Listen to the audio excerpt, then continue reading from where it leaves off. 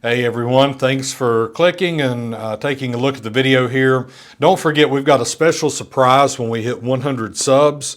I'll try to link it here where you can watch video 1 of the channel to see kind of what we're all about. And also at the end of that video, I tell you what the surprise is. So you're going to have to watch a video, either all of this one or all of that one, to catch the surprise. But if you stick around today, what I'm going to do is review one of my most cherished and used possessions that I have. So stick around, let's see what we're going to review today.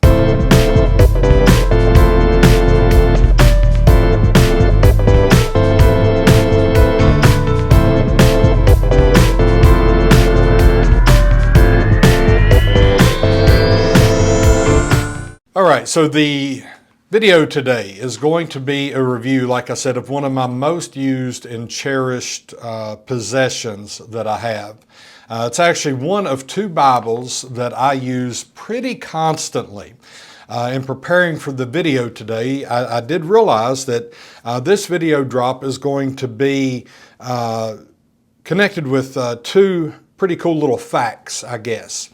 One of them, in preparing, I realized that I got this particular Bible 4 years ago, almost to the day. It'd be 4 years and 1 day ago that I purchased this Bible, received the Bible.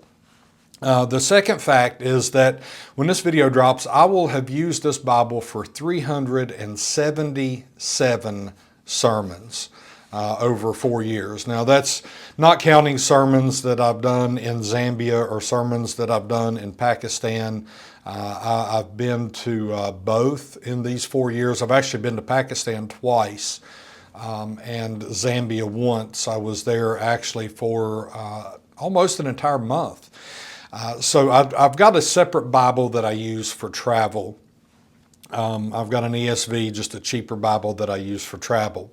But this is one of my premium Bibles that has had 4 years of nearly constant and what I would consider heavy use. All things are just a bit higher quality on a Bible. That's kind of what makes it premium. This particular one is in goatskin leather, but some of the things that make a Bible premium is the binding that they use. They'll use a Smith-sewn binding, and they'll do this edge-lined glue-in of the block, of the text block. It's stitched, got a stitch cover versus a glued cover. I'll put in a picture here to where you can see the difference in quality. This Greek Bible that I have is glued in, even though it's a premium, and I'll review it at some point, but you can see where it's starting to come loose with the gluing versus this Bible that I'm reviewing today is stitched in, and that's going to be much less of a problem. But generally speaking, those things are just higher quality. It's a higher quality paper, higher quality binding, higher quality leather, the gilding on the edges. Everything is just going to be a little higher quality on a premium Bible. Now, why did I buy a premium Bible? Well, I need something that has quality construction, something that has materials that will last with a lot of use. I'm a pastor, I travel for missions, I teach on occasion, so the Bible is something that gets heavy use with me. I do use it daily to read and just my general study, but also the course of my calling and my profession. I need something that is going to last. So a premium Bible is going to be worth the cost to me because it's just an investment that's going to last a little bit longer and a little bit better.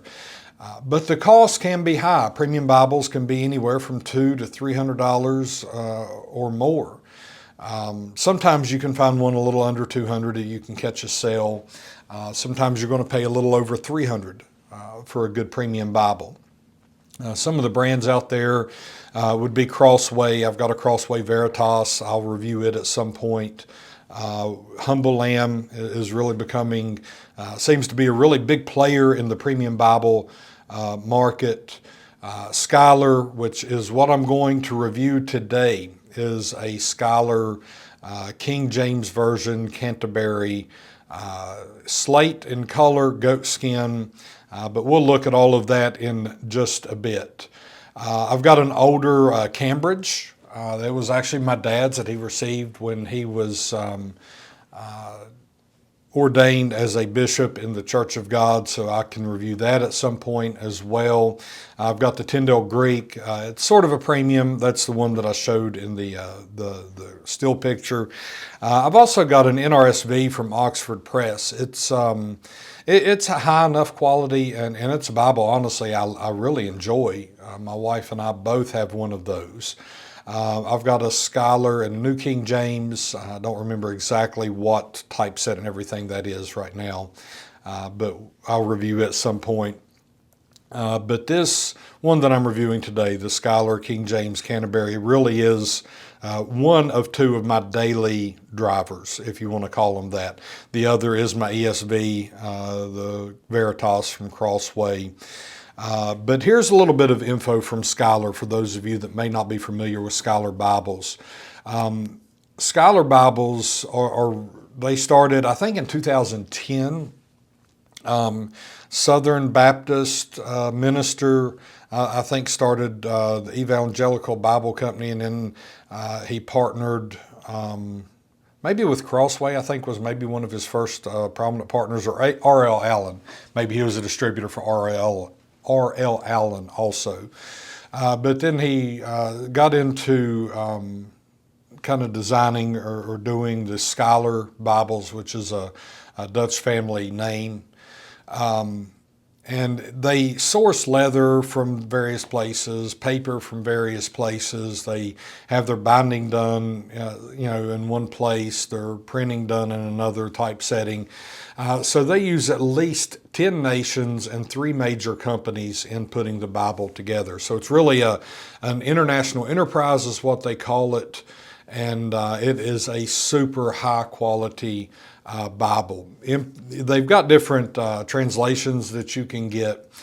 They've got the ESV, NASB, King James Version, New King James, CSB, NIV, NLT, and the RVR and the RSV. I think the RSV is a Spanish, and the RVR may be as well. I would have to look to see. But within each one, they'll have different typesets. For example, in the King James, which we'll look at today, they have the Traveris, they have the wide margin Canterbury, the personal size Canterbury, and then what we will be looking at is just the regular Canterbury King James version. So and I'll scroll here a little bit on screen. You can see a little bit of what they have. Tells a little bit about the Bible, what it is. The Canterbury is actually one of their more popular Bibles, and it shows you some of the colorways and what they have available right now. You'll notice that some are full yap, some are just regular. For example, the green, dark green goat skin is a full yap. The purple goat skin is a full yap. But then they have ones that doesn't say anything about the yap. So the yap is just where it would meet together, the edges of the leather would meet together and offer a little more protection and cover the entirety of the text block that's put in. So let's step over here, step to another camera, and we'll take a look at a little bit of this King James Version Canterbury Bible. Okay, so as you can see, I still have the box for this. I kept it when I got it. When I actually purchased this, I purchased it as a replacement for the Bible that I preach out of. I had a minister's version, King James, that was really getting to the place where it was about to fall apart. And so what I done, I pulled all the info, how many sermons I'd preached and all of that, and put a little note with it. And I actually give that to my oldest son once I got this. So when I got this, I actually put a little note in here that reminded me of when I got it. It said the Bible was received on 2/8/2022.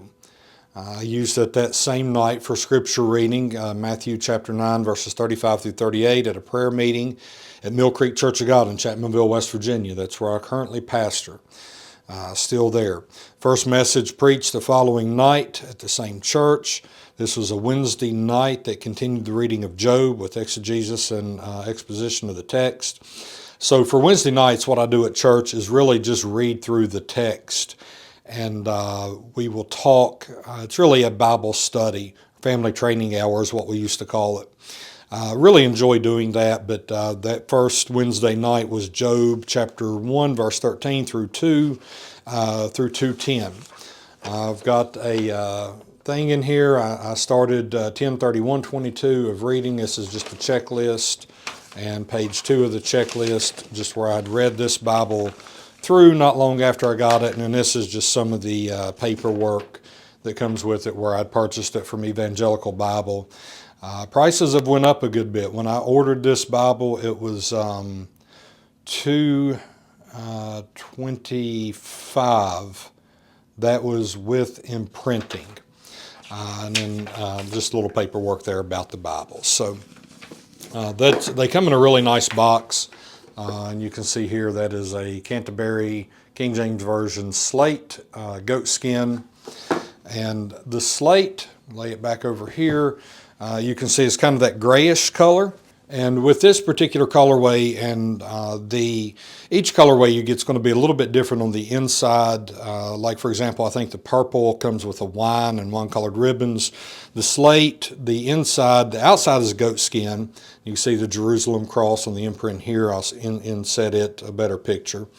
The inside of the Bible is a calf skin.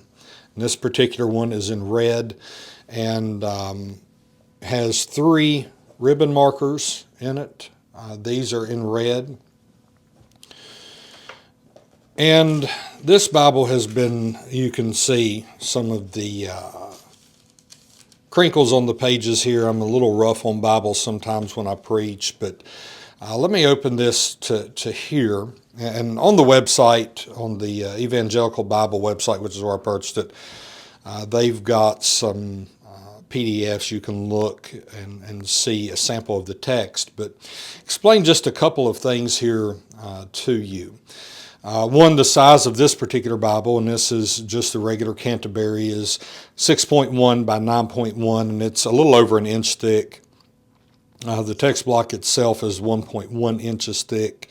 It's got a 28 GSM paper. The 11-point Milo font that's in this is really a very readable, easy to see text. My eyes are not the best now. If I wear glasses, they are progressives or bifocals. If I do contacts, I have to have readers. But with this particular text, it is large enough that if I'm just standing and preaching, or even as I'm standing now taking a look at it, I'm able to read the text pretty well. So that 11-point Milo font is really, really nice for older eyes and younger eyes alike. You see here Genesis chapter 5. It's that double column layout. It is verse by verse, which really makes it ideal for ministry, for teaching, for preaching. You can see the drop caps, the ornamental drop caps that are these. Just adds a really nice little touch for what is to mark the beginnings of the chapters, really. And there's when you get over into the Psalms, it is a single column. And the single column for the Psalms is still verse by verse, but that poetry is pretty nice. And one thing I want to point out, if you look at this Bible on their site, it lets you know that the words of Christ are in red. So let me flip over here into Matthew, and you can see that the words of Christ are in red.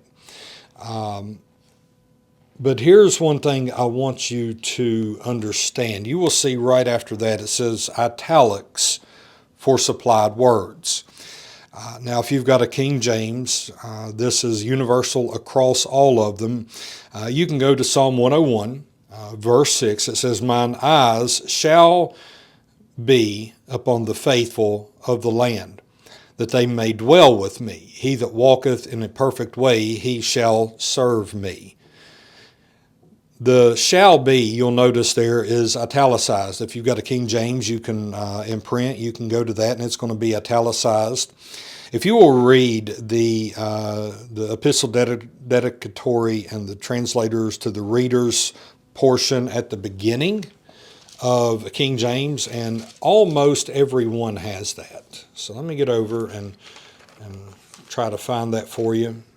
Pages stick a little bit. So the epistle dedicatory and translator. I can't get it into the camera. Let's try this. We'll move it. There we go. So that, if you will take a look and actually read that in your Bible, what you're going to find is that they were very upfront in that there are some portions of the Greek text that simply do not translate very well into English, and sometimes words have to be added for clarity. The King James is pretty unique in that they are upfront that is part of what they have done to make it readable in English. Otherwise, there would be parts that just simply would not be readable. So I'm thankful, one, that they're upfront with that, and two, that we have those put in. This has a presentation page in it. It's got a place where you can record marriages and births, deaths, that type of thing. But I wanted to come to this, and I got some pictures I'm going to put in.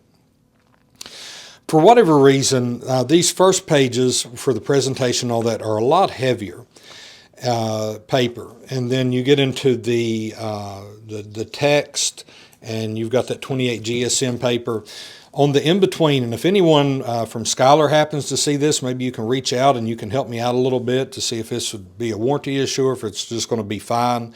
I tend to think it's going to be fine. But you can see these heavier pages are starting to kind of get a little separation in here from the rest of the block of the paper that goes into the text of the Bible. So I don't know if that's going to be an issue. I tend to think it's probably not because they're all sewn in together. But nevertheless, that is the only knock that I have found on this Bible over a period of 4 years of pretty heavy use. Within the text of this, you can see down here at the bottom, you do have your cross-references. They claim 55,000 cross-references. When you get into the back, you've got exclusive Schuyler maps. You have a concordance in here. But another thing that they have, and there's the concordance, but another thing they have is a dictionary of the King's English, which is something that I really appreciate. You can see that there. Because there are some words that just have different meanings. They've kind of evolved over time. And like ark, we don't use the term ark like when you talk about an ark of a covenant. So you can see there they've got that, it tells you it's a chest or a box, or it can be a boat shaped like one. Armhole, which is something we don't use literally. It's the joint of the arm or hand or the armpit or the wrist. It could be either one. I'm thankful that that's in there. You've got the art gilt edging. This is in silver over red. I don't know how well that's going to come through on camera. And it's got a place for notes in there that is lined as well. So and then there's the spine. It's got the raised edges. Super nice Bible. Let me get back on the screen here and we'll wrap up.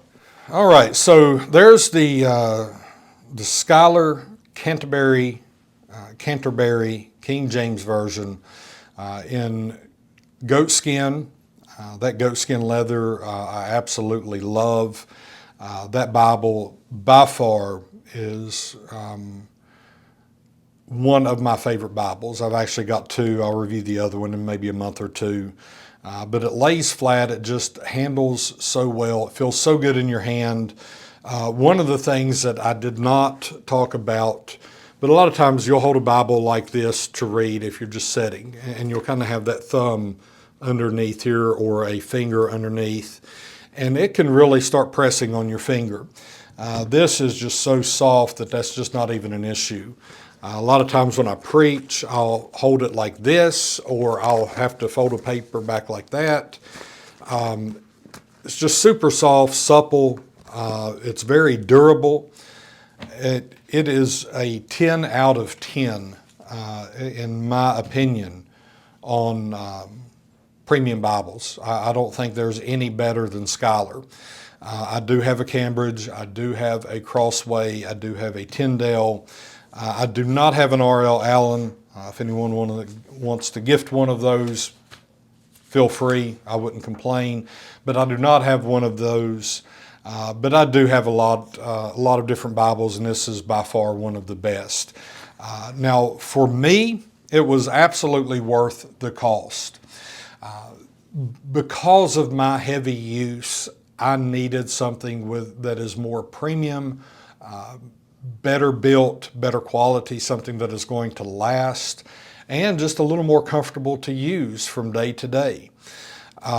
Is it worth it for you?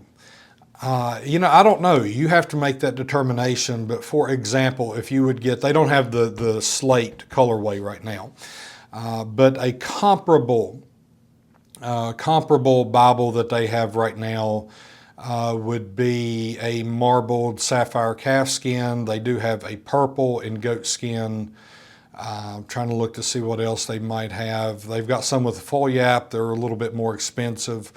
But you're going to look somewhere from $230 to $265 for one of these Bibles right now, this Schyuler Canterbury. Depending on what color, what leather, what type of yap you get, you're looking at $230 to $265. $230 for one just like this in goat skin, no yap, 3 ribbon markers. You'd be looking at $230. Is it worth it to you? That's ultimately the question. If you use your Bible heavily every day, and you've got a certain translation that you love, they have it in the Schuyler, you don't need a study Bible, you just want a Bible that has just the text, cross-references, yes, it's absolutely, to me, it is absolutely worth it. It is the Word of God, and it is beautifully, beautifully preserved and put together. If you need a study Bible that I know of, they don't have a study Bible. I think maybe Crossway does one in the ESV study Bible, but I don't think they have it in a particularly very premium version. Most of the premium Bibles are going to be just the text, but it is a great day-to-day Bible. It is a fantastic craftsmanship, quality, product. 100% I would recommend you grab one if you are able.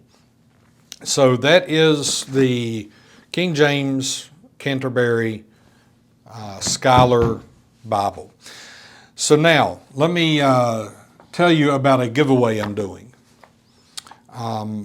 I've got this. It's a Journal of Pentecostal Theology. I've got a second copy. This is a second copy I'm going to give away. This is issue 5 from 1994. Now, to some of you, that may not mean a thing. But to those that may be in academics, that may be going through seminary, things like that, this is a great piece, because this was really the fountainhead, the headwaters, if you want to call it that, of Pentecostal hermeneutics. John Christopher Thomas, which was my advisor when I went through my master's program, he is a New Testament scholar. He is absolutely one of the best to me. He wrote the best commentary on Revelation. He has done a lot of work on anything Johannine. He is a great Johannine scholar, New Testament scholar. He wrote an article in here, Women Pentecostals and the Bible, an experiment in Pentecostal hermeneutics. So it's one of the very first articles where we started talking about hermeneutics from a Pentecostal perspective. I'm going to give one of these away. I'm going to put it on my personal Facebook. I'm going to put it on my TikTok. I started a TikTok. I'm a little old for that probably. I'm trying to figure it out, but maybe I'll get it. But they're all going to point back to this video. So here's what you need to do to try to win this. I will send this to anyone in the United States free. I'm not going to send it out of the country. That gets too expensive. But if you live in the United States, you are eligible to win this. Here's what I need you to do. Comment on this video. Underneath, just go click the comments. I want it. I want it. 3 simple words. So if you will just comment, I want it, then you are eligible. And I will pick someone 1 month from today that this video drops. So this video comes out on February 9th. On March 9th, I will that day be returning from Togo. And on that day, I will go on and look at the video sometime that day. And I will see who has commented on there, I want it. If you've commented that and I pick you out, I will message you through YouTube to get your address to find out where to ship issue number 5 of the Journal of Pentecostal Theology with that very important piece on Pentecostal hermeneutics from John Christopher Thomas. Also has an article in here, or response by Frank Malkia, has an article from John McKay. Stephen Land did a response to Professor Harvey Cox on his review of Dr. Land's book, Pentecostal Spirituality. Those are some books that we may talk about on here from time to time. And for those that are helping me get to 100 subs, thank you. Thank you. When we hit 100 subscribers, I'm going to shoot up an old laptop. That'll be one of the reviews I do coming up. Will maybe be on some firearms, maybe review the firearm I'm going to shoot that laptop up with, but you got to help me get to 100 subs first. So if you're still around, click subscribe, click the little bell to get the notifications, like the video, help the algorithm. But thank you for sticking around and watching Everyday Bishop. We're just going to review everyday things. Thanks. Have a blessed day.